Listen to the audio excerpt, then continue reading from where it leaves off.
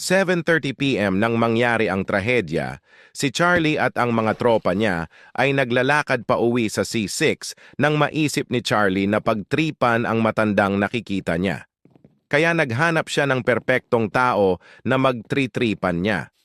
Maya-maya pa ay nakita na ni Charlie ang taong pwede niyang mapagtripan.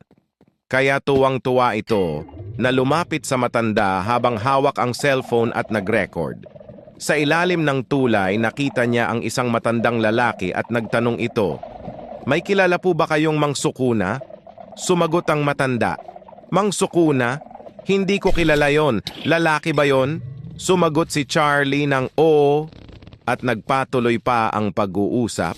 Sa una ay maganda ang naging usapan nila nang biglang pumasok ang kaibigan niyang si Lloyd. "Hoy, di ba ikaw nagnakaw ng brief ko?" Nakaramdam ng pagkalito ang matanda, hindi niya alam kung pinagtritripan ba siya o ano. Tumingin si Charlie sa matanda at nakita ang mata ng matanda na nag-aapoy sa galit. Kinabahan naman si Charlie sa mukha ng matanda. "Pinagtritripan niyo ba ako?"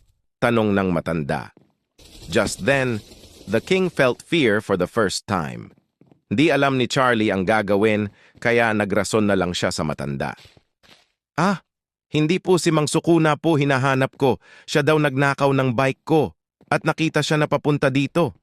Hihingi sana ng tulong si Charlie, pero paglingon niya wala na si Lloydel.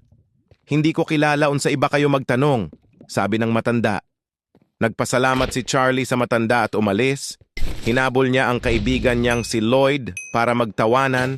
Nag-promise si Charlie na hindi niya nagagawin dahil naging malaking trauma sa kanya ang nangyari. Kaya tinawag niya itong Mang Sukuna Incident.